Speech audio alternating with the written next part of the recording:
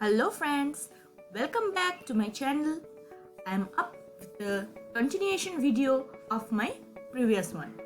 So I hope you people are doing well and you liked my previous video as well. Now I will continue with the topic which I ended in the early video. So at first I should get a small flashback of the previous video. So let's start. Today's topic is the continuation of acute myocardial infarction. As I told you that it is a very important topic for the students who are studying their nursing, both GNM and BSc, and it is primarily the stepping stone in the cardiology subject. So I just want to say that what we have studied in the earlier video. Yes, myocardial infarction is medically common and it is known as heart attack.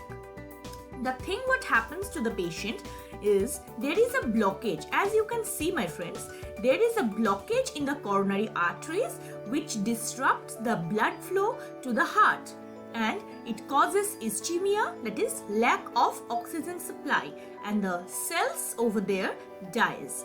Thus the patient feels chest pain, along with that nausea, vomiting, fever, and how we can understand or how we can diagnose the acute myocardial infarction. As I discussed earlier, you can do the chest auscultation. Also, you can go with the ECG, that is echocardiogram. Along with that, you people can go with angiography. So let's begin today's topic. So today we will discuss regarding the complications of acute myocardial infarction. So I will discuss in a very brief manner that the complications are dysrhythmias. That means the rhythm. We can feel the pulsation right in our hand. So this rhythm which is coming from the heart is getting disrupted. There are some irregular heartbeats. So in a vast manner I can discuss. If you want, please comment me if you want to know about dysrhythmia. Next, heart failure, cardiogenic shock, again Dressler's syndrome, pericarditis, papillary muscle dysfunction.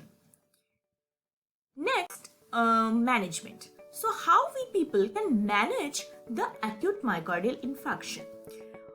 Myocardial infarction management involves the salvaging as much myocardium as possible and to prevent further complication.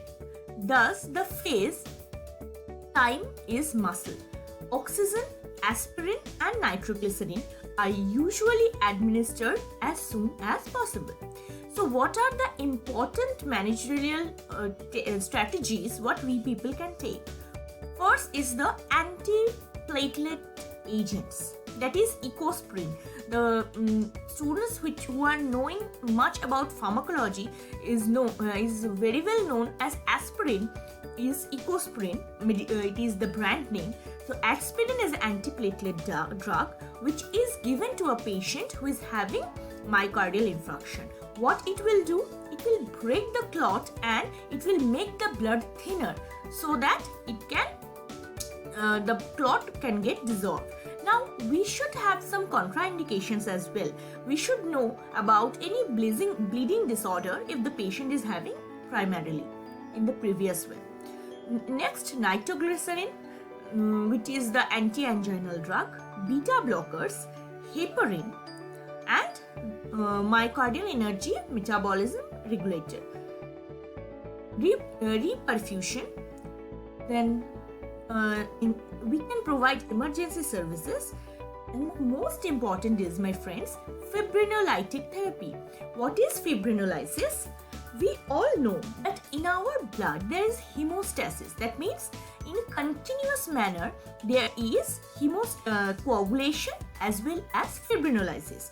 Blood is getting clotted. Once we have any injury, the blood which is flowing from that injury get automatically stopped by the hemostasis known as coagulation, and the blood is flowing in our body in a continuous manner without any clot is due to fibrinolysis. So once we are going through this disease, we can provide the patient fibrinolytic therapy. There are some drugs, mainly streptokinase. It is the drug which is mainly used for acute myocardial infarction. Yes, my friend, take a note that streptokinase is the drug of choice for acute myocardial infarction, is one source of fibrinolytic therapy. Next, we will continue with the nutritional management. Yes, my friends, the patients who has recovered or recovering from acute myocardial infarction should be provided low sodium, that means low salt, low saturated fat and low cholesterol diet. I don't think it requires much explanation, because the patient is getting the clot due to excessive cholesterol and fat. So the patient always should be provided low saturated fat and low sodium, low cholesterol diet. Sodium, why low? Because sodium irritates the heart. It manipulates the heartbeat. So the low amount of sodium is always recommended. As I told you that heart patients who are also having high blood sugar can also tend to myocardial infarction. So always keep in your mind that the diet should also always be low sodium, low saturated fat and low cholesterol. Now the surgical management. So a very important surgery which is done for these patients are coronary artery bypass surgery. So other surgeries are very not required for the basic students. So please keep in your mind, if you get examination question regarding the surgical management, do mention coronary artery bypass surgery. Now the most important part which is required for nursing students is the nursing management. So as we people know that nursing management is having certain phases. So first phase is assessment. So how we people will assess the patient?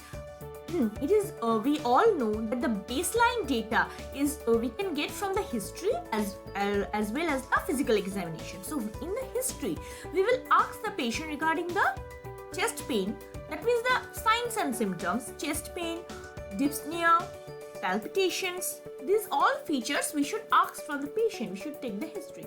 And in the physical examination, what we can do? Yes, we will assess the level of consciousness. We will evaluate the chest pain. As I told you that a gastric patient can also have chest pain, and a MI patient will also have chest pain. But difference between that will be the radiating pain. Then the heart rate, the chest auscultation by listening the heart sounds, the bowel movement, the patient's blood pressure and urinary output. So these all features you should keep in your mind when you are doing the physical examination. Now yes, planning is the next phase. What we people will plan, that what are the major goals? First, we have to relieve the pain and also the ischemic signs and symptoms. We should prevent the myocardial damage, absence of the respiratory dysfunction. If the patient is having dyspnea, we should restore the respiratory function. Maintenance or attainment of adequate tissue perfusion, as there is lack of oxygen, so the tissue damage will be there. So we should maintain the tissue perfusion by decreasing the heart's workload and reduce the anxiety. Adherence to the self-care program and absence of early recognition of complications. Yes, now the nursing diagnosis which you people need to write in your examination. So here is a certain important nursing diagnosis which I have mentioned for you people. First is a decreased cardiac output, then the impaired tissue perfusion, ineffective airway clearance, ineffective breathing pattern, impaired gaseous exchange and acute pain. Also some others nursing diagnosis is also mentioned over here. For any extra information regarding the nursing diagnosis and any of the part regarding acute myocardial infarction, do comment me in the comment section. Last but not the least, the patient expected outcome. that what we will expect from the patient. Yes, relieving the pain. The patient will show signs and symptoms of respiratory difficulties, maintains adequate tissue perfusion, less anxiety. So, yes, my friends, this is the end of this topic. I hope I have completed the whole topic and you people have got a clear idea about it. So, today I'm signing off, and do subscribe to my channel.